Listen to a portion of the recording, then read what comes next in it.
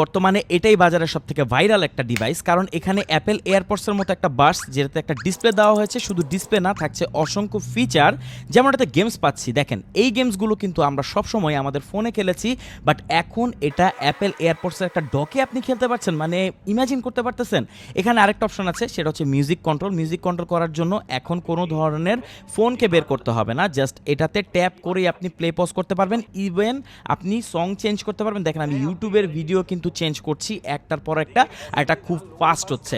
এখানে আরেকটা অপশন আছে যেটা খুবই দরকারি, এটা হচ্ছে ফাইন্ড মাই ফোন। অনেক সময় আমরা আমাদের ফোনটা কোথায় রাখি বুঝতে পারি না, বাট এখানে ট্যাপ করলে ফোনটাতে রিংটোন বেজে উঠবে। সো ফোন কোথায় রেখেছেন ইজিলি আপনি ফাইন্ড আউট করতে পারবেন। আর এখানে যে ডিসপ্লেটি দেওয়া হয়েছে, এটা টাচ রেসপন্স, একদম স্মার্টফোনের মতোই, এমন না যে একটা ডিসপ্লেকে জাস্ট চিপকায় দেওয়া হয়েছে। দেখেন, এখানে আমি যেই বার্ডসটি বের করব সেটাই কিন্তু দেখাবে যে বের হচ্ছে। মানে এটা রিয়েল টাইম অ্যানিমেশন শো করে, আর এটা কতটা অ্যাকুরেট।